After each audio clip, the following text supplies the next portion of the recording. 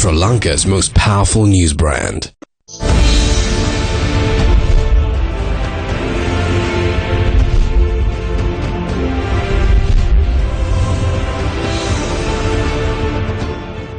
Leadership is not about the next election, it's about the next generation. A very good evening to you and welcome. This is Face the Nation. Our topic of discussion today revolves around a hot topic indeed. We are just less than 2 months away, seems like it, ahead of the local government polls. The chairman of the Election Commission today declared that the date of the local government election to be the 10th of February 2018. Will it really happen? If that's the case, what are your expectations?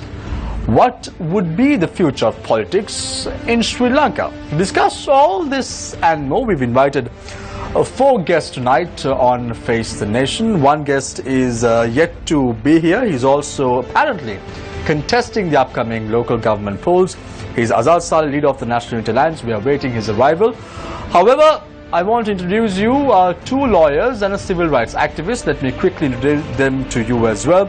Joining us this evening is Attorney at Law Maitri Gunratna, who is also the General Secretary of the United National Freedom Front. Nice to have you on board. All joining us this evening is Attorney at Law Mr. Krishmal Varanasulia. He is the Joint Secretary of the People's Intellectual Assembly, and also civil rights activist Mr. Rusirpal Thennakoon is joining us this evening on the show tonight. Let's start off tonight's show with Mr. Rusirpal Thennakoon, who is a civil rights activist.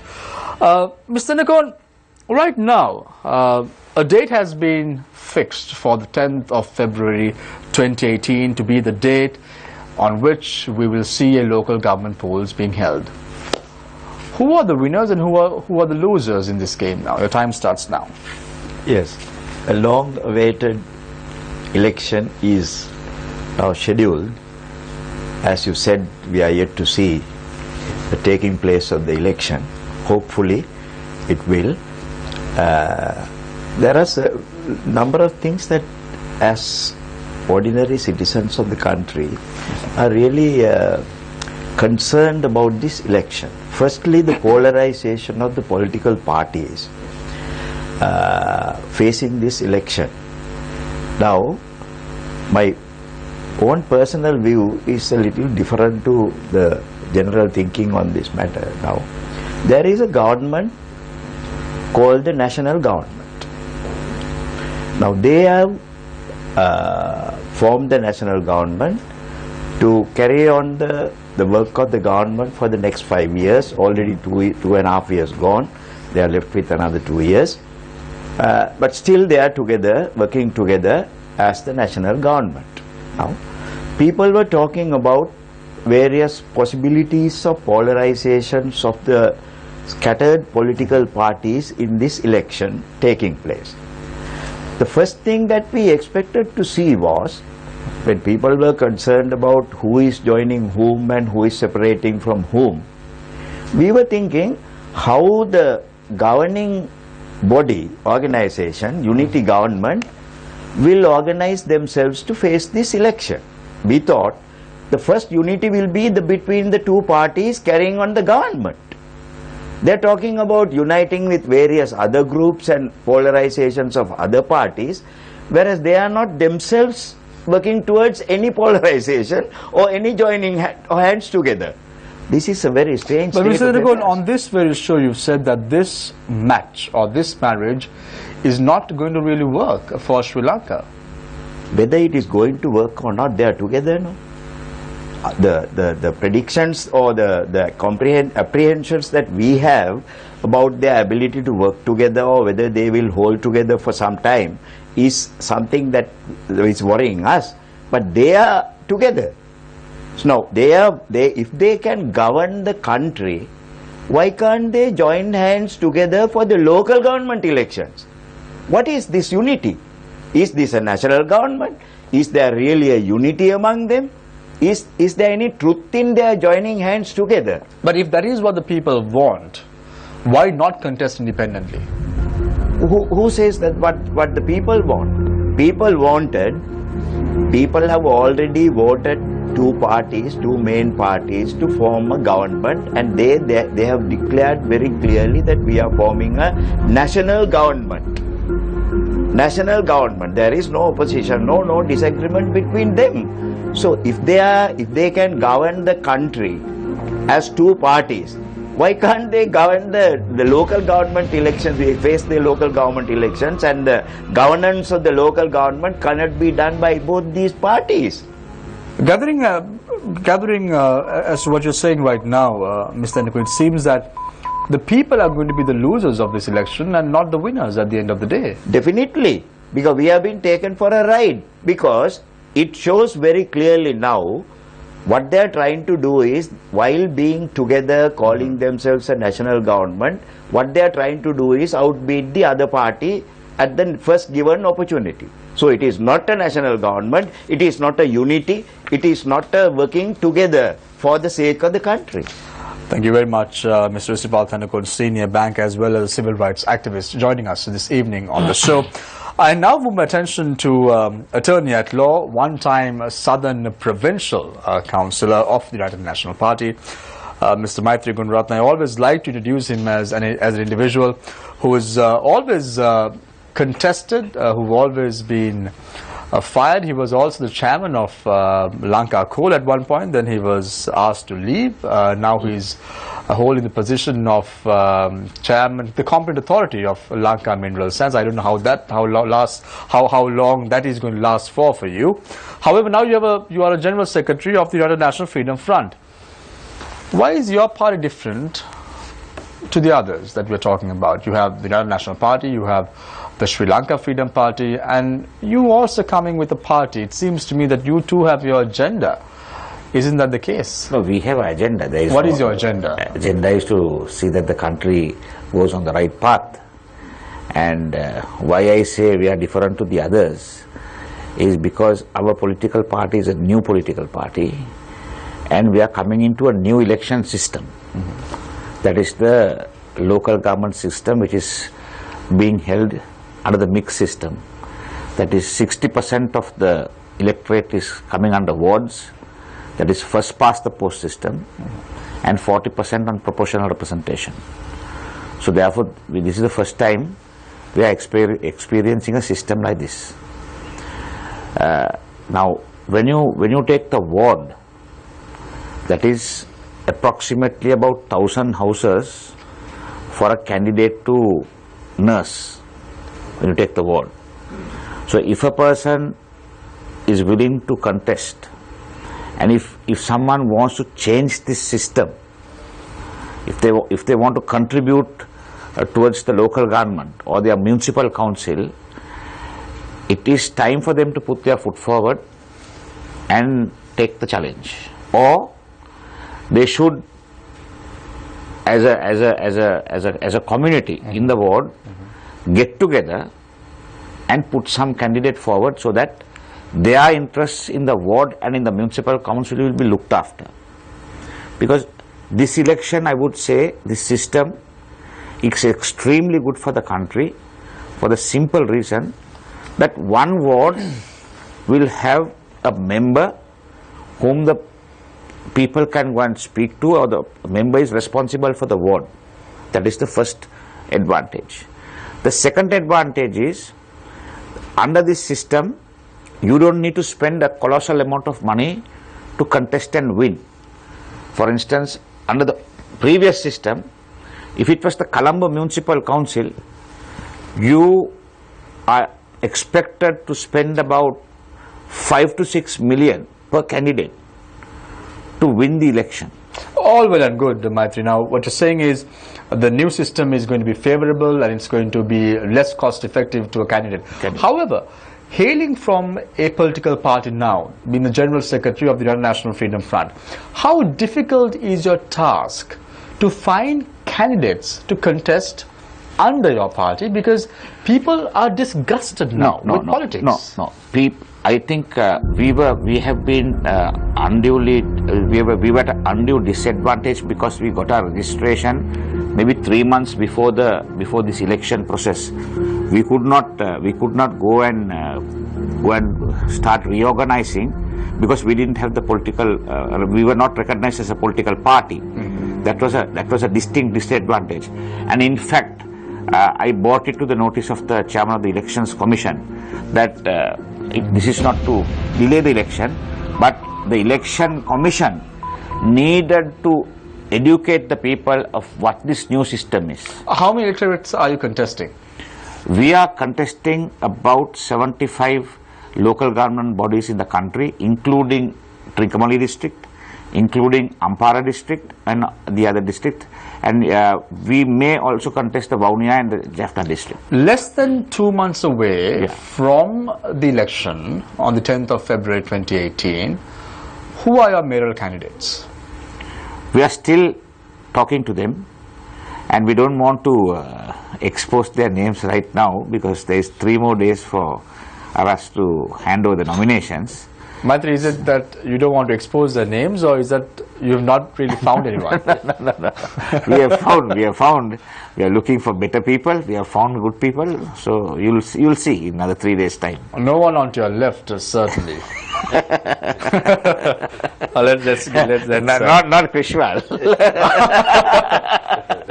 Okay then, I'm not going to ask about the individual who's on the far left. I leave it to you all to discuss probably during the break as to whether they're contesting or not. That would be a question that I will probably pose Mr. Tennakon later on in the show. I now want to move my attention to Mr. Krishmal Varanasuri, attorney at law, Joint Secretary of the People's Intellectual Assembly. My question to him is very direct. Isn't your party going to contest the upcoming polls? Yeah, the People's Intellectual Assembly, Shamir, is not a political party. We have not asked it to be registered as such. And at the moment we are just trying to be a collective brainstorming forum, if you like, where it's a, as I've said several times before, it's an assembly. Sinhaleng kiyanne Mandape is something sacred that anyone can get on to. And we are trying to invite professionals, intellectuals, those who want to contribute to the betterment of the country to come on board, and perhaps one day at some time in the future it may take a political arm, but right now we are in the process of collecting a national consensus on what politics ought to be as opposed to what politics is now, and that's my main concern in my platform there. And may I just say that I'd want to pick up a cue from what Rusiri said earlier. I agree and disagree with him on 2 points. One, he said that the people voted for this national government. They didn't, Shamir. People voted for, people did not vote for a party to get a clear majority, either of the 2 main parties. After being voted in, the one party that won, another party lost. Some people from the lost party have decided to cross over, thus violating the franchise that I say that the people gave them, and made an absolute mockery out of Westminster system of parliament that we are supposed to follow. We don't have an opposition. We don't have a shadow cabinet. We don't, if I ask tomorrow who's our shadow foreign minister, he'll be in the shadows. We don't have any. Because, and we have a so-called opposition that has 16 votes in parliament.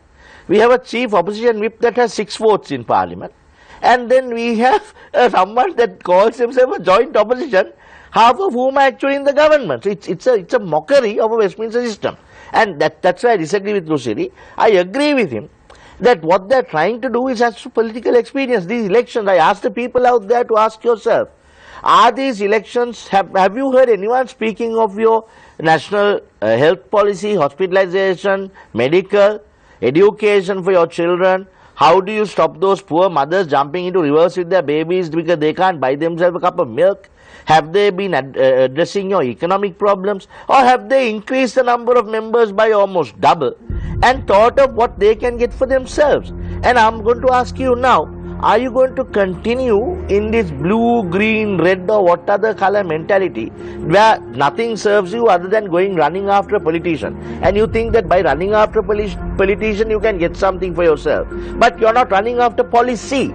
You're running after a politician who's supposed to make policy, but the policy makers that we send are politicking now, who are supposed to be governing together, but they're running elections separately for what?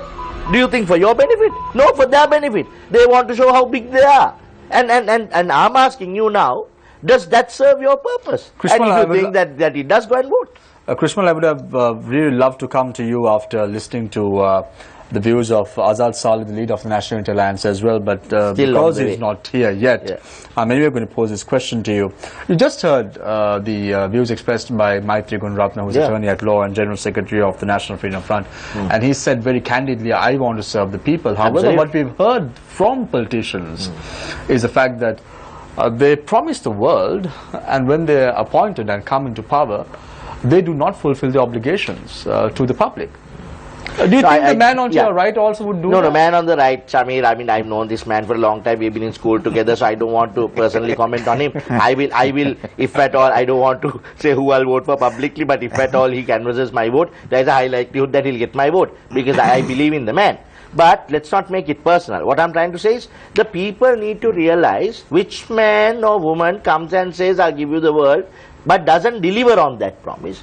From their conduct, from what they've done up to now, from the way they have behaved, from the way their integrity has come out, from the way that their ethics have come out, what does it look to you as if this man or woman is someone I can trust, upon whom I can place my franchise in, or someone who's just saying these things when election comes along to get my votes?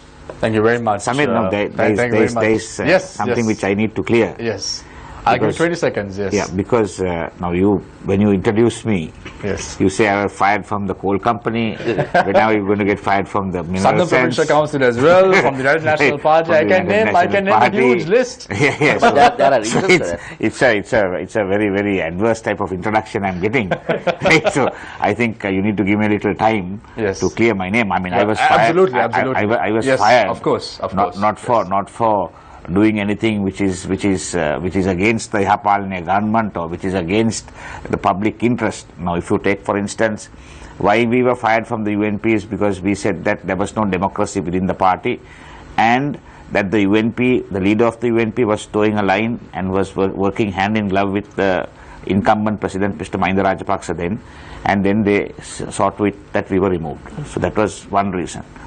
Then thereafter, we worked towards bringing a change in the Rajapaksa administration, and we helped to bring this government into power, and it was not a case of where the people voted for a unity government.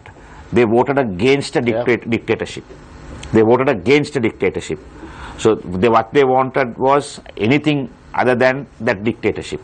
So I mean, we had to get the dictatorship. We got rid of the dictatorship, and thereafter now we are left with this government in power. Then when I was at the coal company, I was appointed under this government to the coal company, and I was fighting the corruption there. When we could have bought the coal at $15 less, we were buying it at $15 less, right? What did they do? The Secretary of the Ministry insisted against Supreme Court orders, I think Krishmal knows, to buy the coal at $15 more than the market price. So I was the stumbling block there. They removed me from there. Then thereafter I was put into the mineral sands company. There it was, we had only money for it. I mean, you're still a surviving member, so let's not go there. Therefore, I mean, fired. You're still a surviving member as far as the Lanka. It's because I have stood up and fought whatever was, and we had to pay the price. Thank you very much. In today's context, anyone who fights this system has to go home. Just because 30 seconds. Just because a regime thinks that you're not suited for their cause, doesn't make you a bad or a good man in the public eye. Thank you very much. Maitri, you have one vote, that is Krishmal's vote, if you canvass right and if you stand with the people. However, no, I think I have two. I think I have two here. Mr. Pendagon, are you going to vote for him, or are you going to canvass for votes for Maitri? I'll have to take a decision. You have to take a decision. Interesting indeed. So I offer the floor for questions from our journalists. On to my immediate right is Nadir Majid. On to my immediate left is Surani Vanagabadigwe, who's also an attorney at law. And on to my far left is Chaturang Haparachi. I also want to welcome the leader of the National Unity Alliance, Azad Saleh, who just joined in. So let's open the floor for questions. Let's start off with Sonali. Thank you, Shamir. Mr. Thenakun, my first question is to you. Now, with the date of the upcoming local government elections announced, we see a lot of drama. So nominations being handed over, rejected, at times for the most hilarious of reasons. We had a few instances where they hadn't marked the gender. So my question to you is this the caliber of candidates that we are looking at as potential public representatives to serve Sri Lanka's public? Because on the eve of an election, it stands very much against to their disadvantage. You are right, because people come automatically to the judgment that if they can't fill up their nomination paper properly and address it that way, how careless they are or how unsuited they are for that cause. So you are absolutely right in coming to that conclusion. But you know, sometimes these mistakes happen. Unfortunately, they happen at the wrong time. So maybe that some of these things that have happened can be passed on as some silly mistakes by some people. Are you satisfied about the quality of candidates that we have representing not at all. Elected bodies? Not at all. We are yet to see the published lists, but then from what is going on and from what we hear, you see, this doesn't make much of a difference, because the choice is still, even for the ward, under the ward system, the choice is by the political party. Mr. Thenakun, you need to be very careful when you choose your words. You have one individual who is planned to contest from the Colombo district, and then you have the general secretary of a political party. Yes. And then you have a civil rights activist. Correct. Who is also voiced his opinions about, so you need to be very watchful, because if you counter something, I need to give an opportunity to No, these thank individuals you. Thank you also very much for pointing respond. out, but I am aware of the dangers impending. But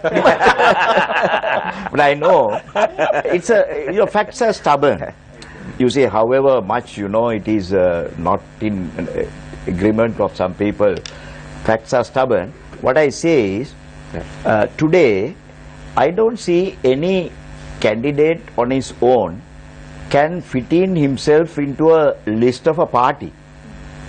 It can't happen, whether my colleagues agree or not. It is the party that will decide who their candidate for a particular ward is. Right. So therefore, that say that the party had, will be continuing. No. Sonali, with your permission, may I get 30 seconds to answer the first part of your question? Because we've had several of these cases coming to the Court of Appeal and a nomination form is rejected. Can I just chip in for 30 seconds on that, Shamir? I think it's high time that even public officers, now you remember that last local government election, I myself appeared for more than 69 local authorities that had their nomination papers rejected across the spectrum. And for very little things, like you said, affidavit not properly signed or not the proper.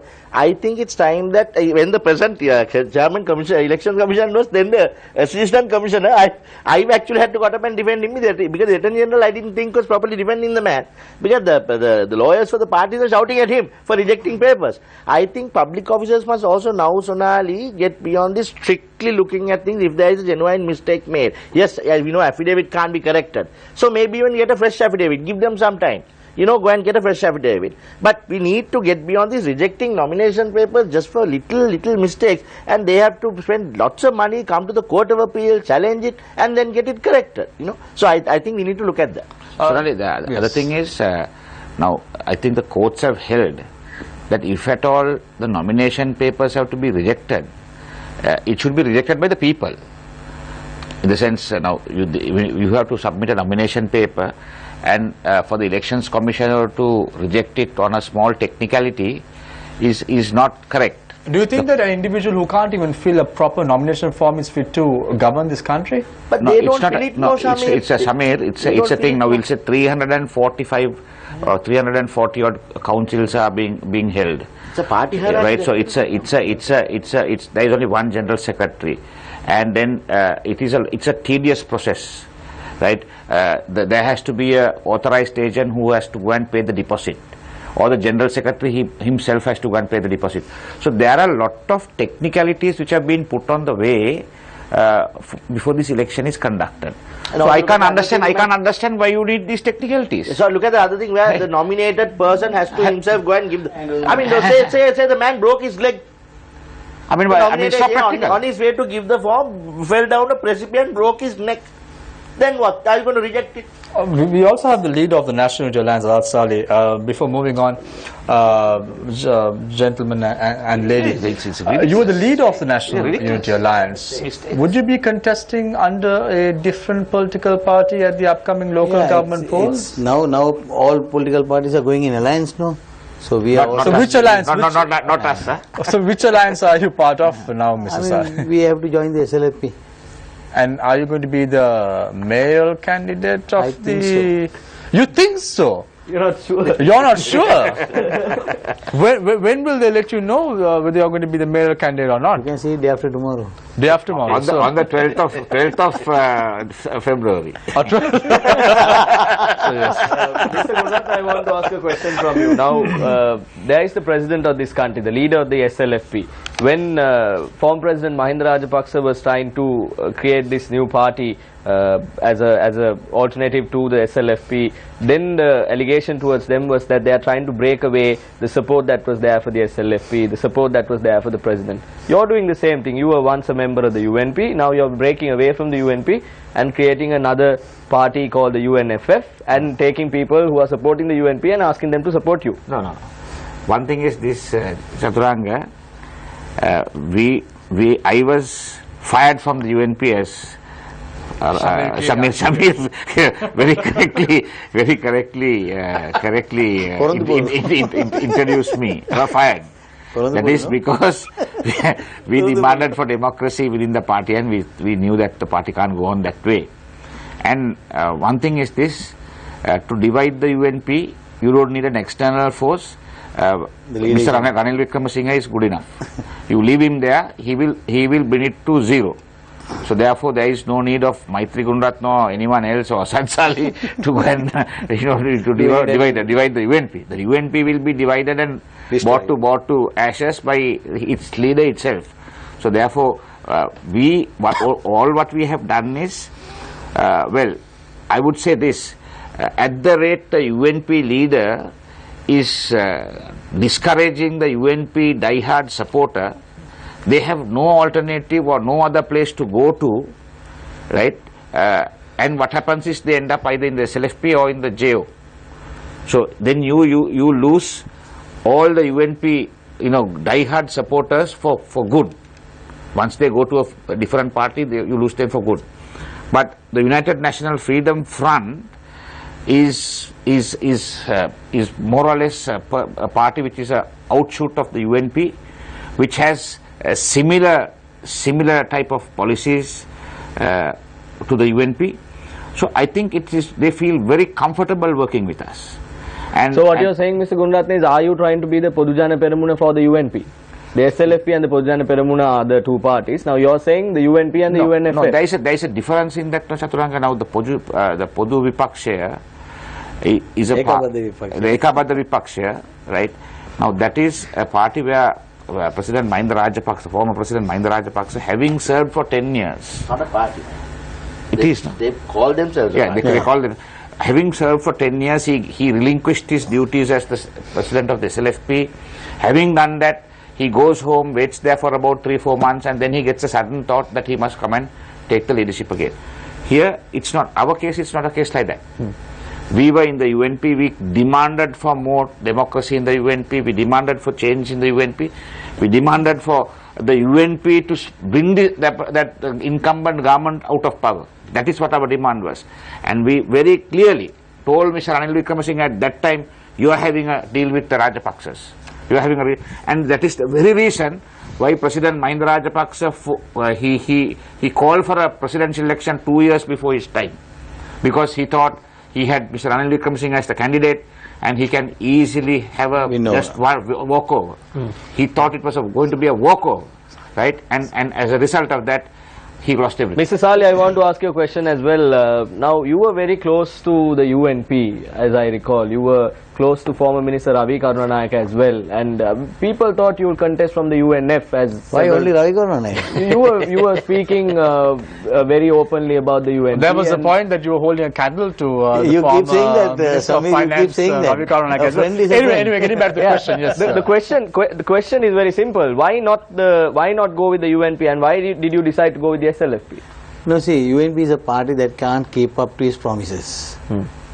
Right, I have had enough from the UNP, and we have struggled so hard to bring a change. We did the change, and after that, the general election also they wanted it this way. They wanted us to contest with them.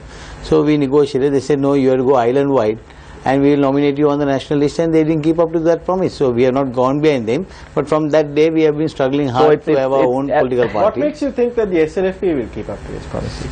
SLP, I never asked for anything. See, it is just that the president thought I should lead the Colombo list, and So it you was are a the mayoral unanimous candidate of the Sri decision. Lanka Freedom Party. So are you the mayoral candidate of the Sri Lanka Freedom Party? This is what they say.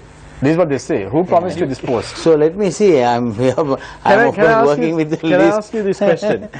Mr. Sali, I'm going to ask this individually of all of the four panelists as well. You're contesting for a local government election, for a local government authority.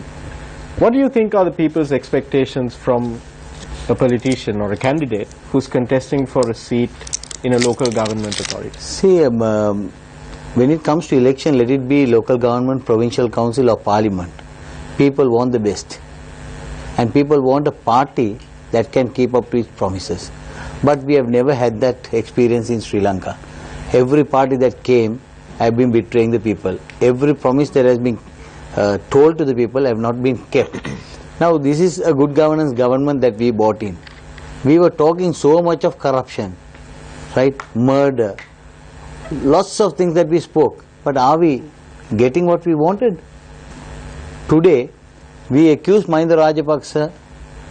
I'll ask you a specific question. There's a crime spree in certain parts of Colombo. You see, there appears to be a spike in drug-related arrests and drug-related incidents. Say you were the mayor of Colombo, what would you do about it? See, first is you will have to discipline society. This is the most important thing that I think. And a very clean governance. And to have a very clean governance, you must have the right candidates with you. Now, in my list, of course, I have insisted that every candidate should come with a police report. This I have been fighting for a very long time. At every election, I used to write to the party leaders and to the general secretaries of political parties that they all should abide by this, asking all candidates who are coming for nomination to come with a police report. Then you will not have the choppes coming in. You will not have the kudulals So coming you're now in. contesting on the SLFP list. If anyone from the SLFP list, if any of your fellow team members does not have that police report, will you then step down? No, everybody has to come with it. That's already all the So that's organizers a have been condition told. that you have communicated Yes, to the SLFP list. yes. And they will do it. And they will do it. So what about the content of that police report? Say that candidate sees, police report says that he was previously So he will arrested for not be given trafficking. nomination. Okay. Mr. Gurunath, I want to come to you as well. You're the United National Freedom Front. General Secretary. Is the General Secretary. The United National Freedom Front is contesting in 74 local government authorities. What do you think are the people's expectations from a local government representative? First thing is people expect a dengue-free local government body or area. Two, people are expecting proper management of waste. Three, people are expecting a local government administration which has less corruption. Four, people are expecting when you go into a local government body or organization, even to get your plans passed or even if you have to cut a tree, that you will be dealt with in one shy and you will be put out. Five, people are expecting that the area will be cleanly maintained and it has to be clean and green. So our party, these are the 5 promises we are giving, and we feel that these are promises we can keep, these are promises we can demand. Since we are a new political party, I feel we can be a decisive force. I feel There's a reason that I asked this question. Last week, I had the opportunity of meeting with individuals of these residents associations, people who have been affected by condominium developments in their neighborhoods. Even the Minister of Megapolitan Development has highlighted the fact that there are many illegal, unauthorized buildings that have come up. This all, of course, came to a head with the collapse of that building in Vallavatha.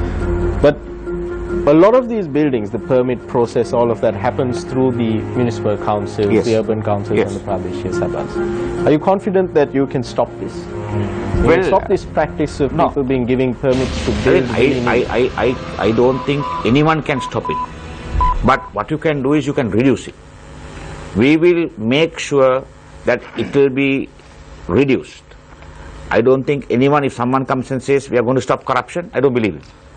But certainly we can come to a situation where we can minimize it, where we can reduce it. I want to come to Mr. Varun Suri in a bit, but I want to pose the same question to Mr. Nakon.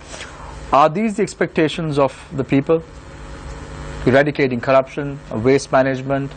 Are these the expectations? Are these the expectations of the people? Do you think these are in the priority list for the people of the local government authorities, Mr. Nakon?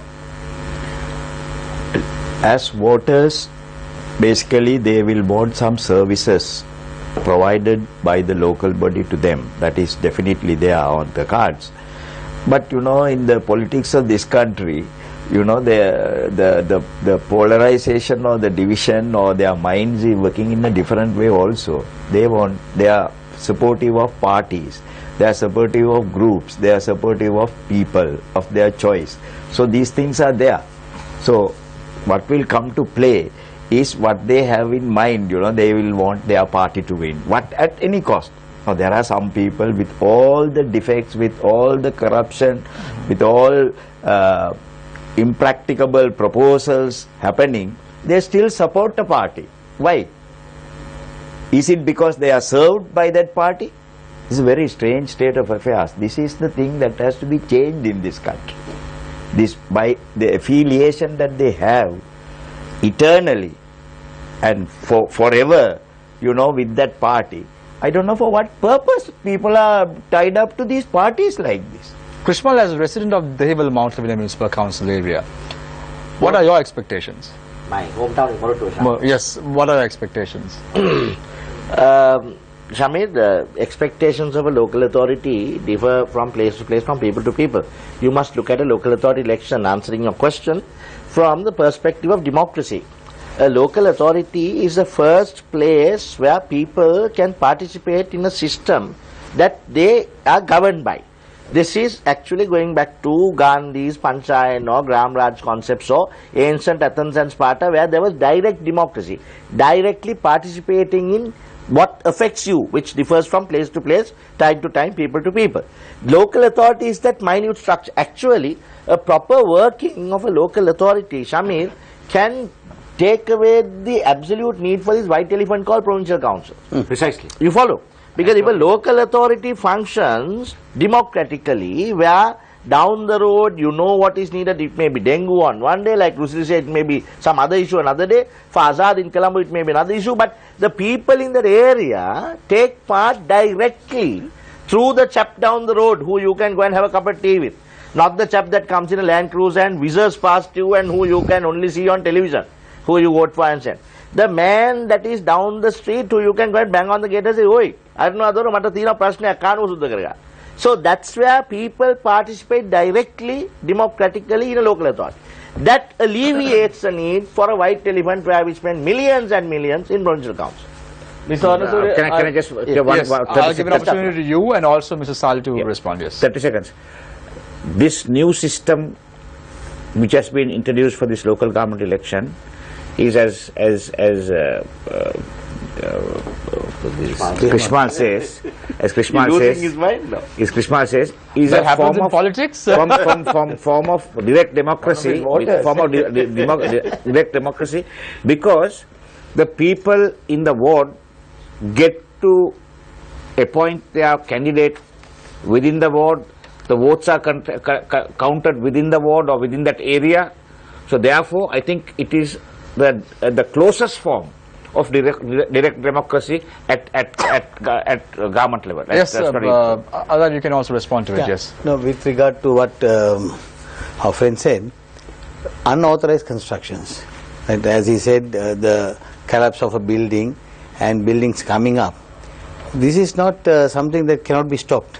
This can be stopped immediately, because in Colombo, if you take for instance Colombo, every area there is a depot, there is an inspector, there is an engineer in charge. So if the person in charge will supervise his area well, there can't be any unauthorized construction coming up, right? He will be fully responsible. Every area there is an engineer responsible. So no structure, when the building comes itself, the CMC has got the authority to go and demolish it. Then and there. Here that doesn't happen. The engineer sees the other side, unauthorized construction comes up, then it falls. Misal, during your time as Deputy Mayor of the Colombo Municipal Council, many unauthorized constructions also took place during your time in office. I think you are sadly mistaken. It was only during my time, no unauthorized construction came, all unauthorized construction was removed, and even Fort, the Bristol Street, for 19 years that was closed. All those shops were demolished and the road were completed. I have 3 editorials, paper editorials to my credit.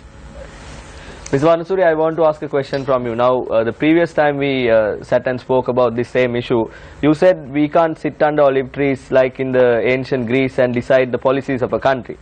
But to do that, of a country. But to do that, we are sending people into the various levels of government, various levels of these bodies. And we have also decided to double that number this time. Do you think that's a wise decision to Absolutely not. Absolutely not. If at all, you know, Chaturanga, when we were drafting the 20th Amendment to the Constitution, there were some experts from Switzerland and South Africa that came up. And I remember during the 19th Amendment drafting, they were talking to us of taking it more to the grassroots, not increasing members, having systems where it was more concentrated amongst the locality, as small as possible, right? Panchayan, Gram Raj models.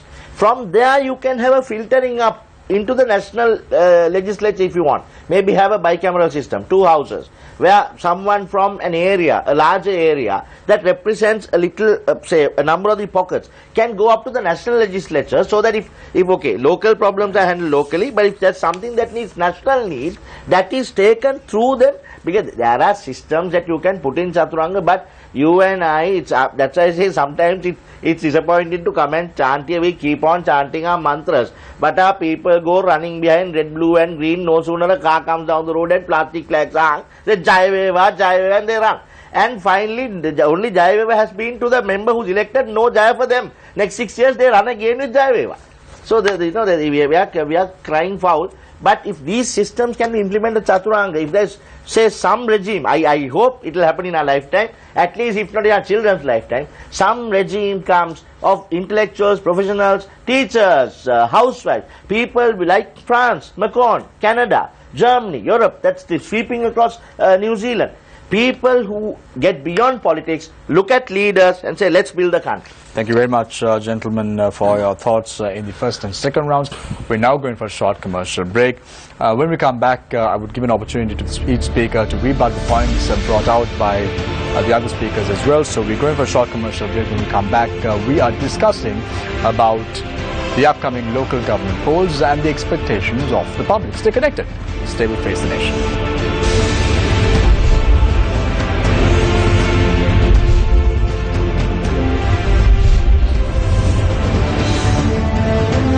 Welcome back.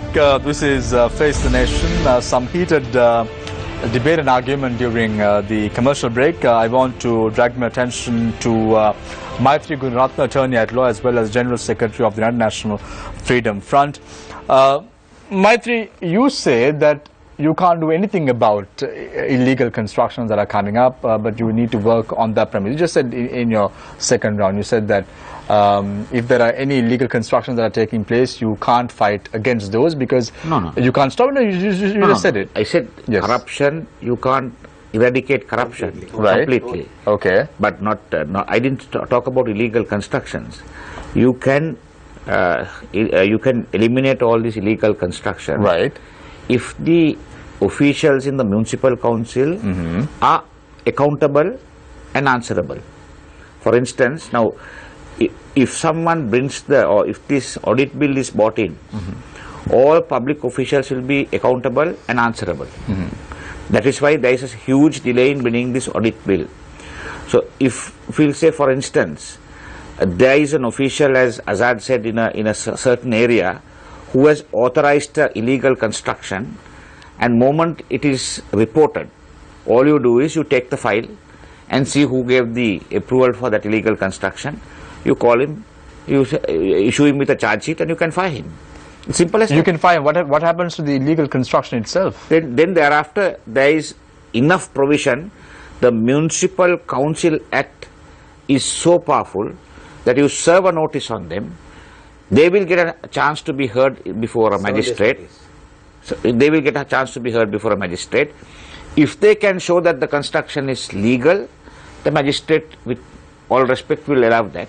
But if they cannot do that, then the order will be given forthwith, demolish the construction. No, you don't need to go that far. No, I'll get back to you. The procedure in the Municipal Ordinance, in the Pradesh Sabha Act, is all set in place. But the mechanism is corrupt. The people who are supposed to implement are corrupt. Therefore, there is and there will be illegal constructions even in the future. Maitri, just a year ago, I went to one of the councils to get a deed that was there, to get some information about a particular deed. And from the peon onwards, yes, that's correct. it's you crazy. have to buy your way through. Absolutely. Why You have to is buy your that? way through. That is the biggest problem in a local government. That's what I said. Our party has recognized the 5 main issues, and we are fighting to eradicate that. But do you think you'll be successful? No, we have to try to. I mean, if everyone takes your opinion and says it's not going to be successful, so therefore just wait, then nothing is going to happen. At least you must be proud that we are being optimistic in trying to take this stance and trying to go forward and trying to stop this. I want to ask a question from you. Now, you were a UNP Southern Provincial Councillor. What changes did you instill in the Southern Provincial Council? Southern Provincial Council, we were in the opposition. In the opposition, we made every possible changes with regard to the spending of the monies which the members get. We streamlined it in such a way that the monies cannot be siphoned out using various projects. So in that manner, we were able to bring certain controls with the monies, because each provincial council member gets for a year about 2 million, sometimes 5 million rupees for it's called the DCB funds, for you to spend on various projects. But we knew that even those projects, there were members who used to put spurious or bogus fronts and siphon out money. So with regard to those, we brought in suggestions, we brought in motions into the provincial council to stop that kind of thing.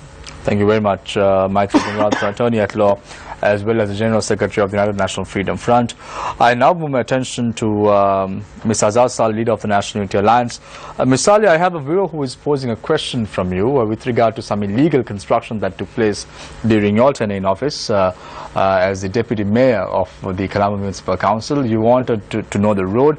This is the road that I'm referring to. I'm not going to mention any particular office per se, because then you would know who this individual is. In order to protect the person's identity, I'm not going to mention to you exact office. No, but this is exactly opposite. Before you ask me this question, this is the Dali Road. This is Dali Road. Before you ask me this question, since the way you're asking me. Yes. You're saying it was during my tenure as a this is what mayor, this is what this individual is saying. So if that is the case, you have to pose that question properly. Yeah, if you are going to tell me know that person's name or that area without telling me the area, I can't tell you. I'm telling you the area now. I'm telling you the area. This is right along Dali Road. No, right Dali Road. Okay. This is along Dali Road. You have the fire brigade office. Are you aware? The fire brigade. That I'm talking about that particular road. That's fire brigade road. Where is unauthorized construction? There is no unauthorized construction there. It is only there are 3 shops that were built by the UDA and given on rent. Other than that, there is no any other unauthorized construction. Right, moving on. And 1 minute. Yes. There it is only in front of HNB. When the HNB towers were coming, there were so many unauthorized construction. Even now, you could phone the former chairman Rinji Vijay will tell you, all unauthorized construction were removed by me. So if that person is just trying to sling mud at people, absolutely. So I'm not going if to. he is going to say that during my tenure of Right. this, I would like to challenge him wherever he is. Right. Ms. Ali, let's talk about these illegal constructions, condominiums that are being put up. What change would you do if, in the event you are... See, as I told you, every district there is an engineer looking after, right?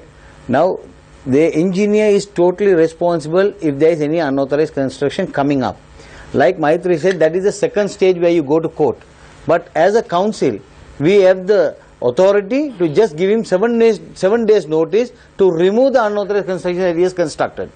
And the CMC has the power to go and demolish it, which I have done, which we have done before. We have the authority to demolish. We don't need to wait for anybody's orders. That is how. And my purpose is, why this unauthorized construction come up so fast? I'm sorry to interrupt. Yeah. I don't think the law is that municipal council can give them notice.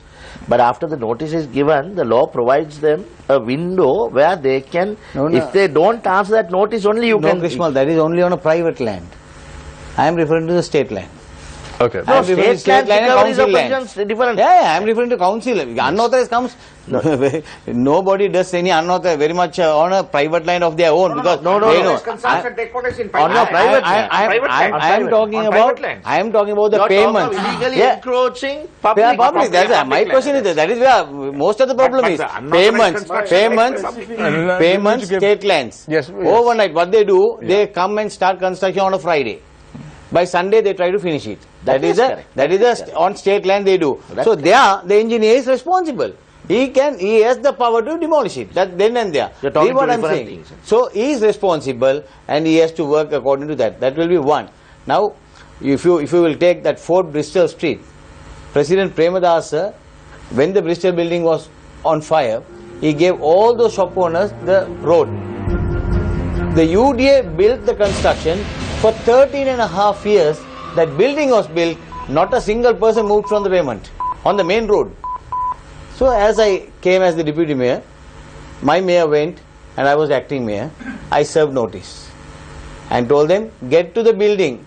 Then no, everybody wanted the ground floor. You can't give the ground floor to everybody. I said, come in my office, put a raffle, take. Whoever gets it, go. Some fellow got the 3rd floor, some fellow got the 4th floor, some fellow got the 2nd floor, some fellow got... And they, after taking the draw, they said, we are not moving. I said, nothing doing. Arrange the police. I went personally. Morning 10 o'clock started. Night 11:30, everything removed. The whole road was carpeted. For that only, I have a paper editorial. That's what I told you. So, unauthorized construction, nobody can talk with me. You I know how to handle it. You sound like members of the former regime, Mrs. Salia, unfortunately. Is that democracy? This is democracy, yes. Because you have given them 13.5 years and very nicely, politely telling them to move out. Some people don't understand. Especially people who are doing unauthorized. See, my worry is not that none of you all are talking that. We have 53 councillors in the Kallam Municipal Council who as soon as enters the council will want a shop of their own in a state land. Right? You all are not talking about that. Now that has increased to 113. Just imagine where the infrastructure is going to come from, where the money is going to come. Now you saw the president making a statement day before yesterday. Mantri Sankhya ready. So now what can you do? You have to go for this election, then re-amend it to reduce the seats. Thank you very much, Leader of the National Unity Alliance, Azad Sali, for your thoughts in the 3rd round. I now move my attention to Rusiripal Tendakon, a civil rights activist. Mr. Tendakon, I've interviewed you on this very show a couple of times, maybe a dozen times or even more. But today you're very careful in selecting your words, and I'm trying to figure out, is he really going to contest the upcoming polls? The time starts now. I'm always careful, sometimes a little aggressive, but careful. That aggression is not there today, unfortunately. I know, I've been is it because General Secretary of a political party is here? I don't belong to any party that's please, represented here. No, you see, this provincial, local government election, you know, it sounds a different bell, you know, for me. The word council, what we have seen in some other countries, is part of your life. it means a lot to the people living in that electorate, because it becomes even their day-to-day affairs, whatever things, they are very closely related or attached to the council, and the council is there. It's not the council member, the council.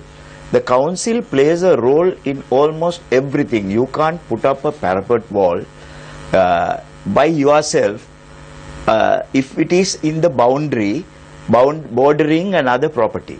You see, the both parties will have to by law get together and do that. And the council plays a role. It's such a vital thing, because there are certain guaranteed services that the council is providing. You have to just close your eyes, obey your rules, they will do the job. This is what we are aspiring to in this country. It is now here the problem is, when we are thinking of a council, we are thinking of a party. We are thinking of a political symbol. We are thinking of a man known to us. This is the difference. What I am saying is, when you think of a council service, you think of the services that you have a right to obtain as a citizen living in that area. So therefore, What changes do you want to envisage? no, the changes should be that this system, although my friend Maitri says that this has sort of brought in a panacea to all the existing problems, I don't agree, because it is just another solution, just another way of putting the same card, the other way about. The political parties still play a role, and they play a dominant role. And this council election is not for the purpose of serving the people or getting the services extended to the people. They want a force for the next 2020 elections to be with them, to play, to see that they are elected back to position with their help. That's what could happen. Thank you very much. Mr. Risipathan, civil rights activist and also a senior banker. I now move attention to Mr. Krishmal Varnasurya, attorney at law, also joint secretary of the People's Intellectual Assembly. Krishmal, upper age limit of individuals contesting polls. How important is this? I'm asking this question to you because what happened today. We saw the Minister of Tourism, who is a very senior member of the United National Party, coming out and saying, I don't know what happened, I can't remember, probably age is really catching up, we don't know. But do you think that there should be an upper age limit for individuals to contest a local government election or even a parliamentary election? For that matter, your time starts now. Even if not for local authority elections, Shamil, certainly with local authority, I suppose you can have a retired principal or someone who has served the community for 30-35 years, who the people may trust. We say those days, Game by the Mahatya, Game is called Mahatya. There's a problem, the two of you go to that and say, So you can allow local authority, I suppose you can allow seniors to, but certainly national level, definitely for head of state and even deputy head of state or prime minister, and I suppose there is no harm in having an age limit, because even if Supreme Court judges must retire at a certain age. Now in America, Supreme Court judges serve for life. They serve until death. Why? Because they believe that judges, now these are learned people, no. Learned people who have been appointed to the apex court of the land also have to go out in this country at a certain age limit. But people who have sometimes absolutely no, it's not absolutely not, at least in par qualifications as Supreme Court judges can go on forever and ever till doomsday. So there is something illogical in it. And also, Shamir, very quickly touching on the local authority elections which we are discussing now. Why do you think, like Chaturanga said, they increase the numbers? They increase the numbers simply, Shamir, so that they could get more of their party people to earn corrupt money. No. Very simple, very simple. No, you may not. So let me finish. You can just state in your time. What I am trying to say is why they increase the numbers is this. Because I know 10-15,000 rupees salary, right? If someone is going to go into a local authority to serve, I know, I have a friend who was in school with me who is a member of the municipal council who told me when a particular garbage collection tender came to that municipal council, they said, even to the opposition, Madam, don't put any objections at the council, we will get you this much. You're stating that with responsibility. I am taking responsibility. I'm not taking it. I'm taking responsibility. Then We, the people who are bringing the proposal also, we will also share this amount. The entire cut is shared amongst all so that no one raises objections, the tender is given. Right? Now, this is the way to earn. This is the way to earn corruptly if you want to go in there. Now, you give more space for more people in your party to do that. So double it. So double it. Now, what are you trying to do? Are you trying to encourage people to actually come and serve, or ask people to make more corrupt money? Now, that's why I'm asking you, the people, to watch out. Watch for those people who come to ask you your vote, particularly this local authority election. You know them. You know them by name, you know them by face, you know how they've lived, you know how they've gone to school, and you're down the road, you will know how they live. And if by sudden whim of chance, they are suddenly putting mansions and Mercedes are rolling out and in of their gate, you need to watch.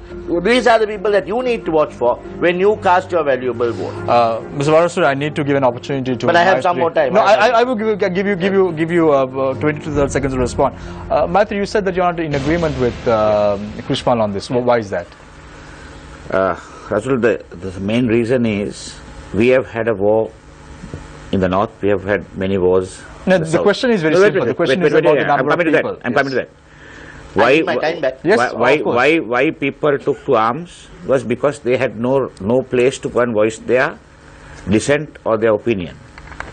So by having more people contesting, if you take villages, if you take places, there are various communities, there are various religions, there are various sects, there are various castes. Now, this local government election or this system has catered for all that. It has given 60%. So, but Mr. Krishpal makes a very very good point. He says that the number of more people means you need to, there are more people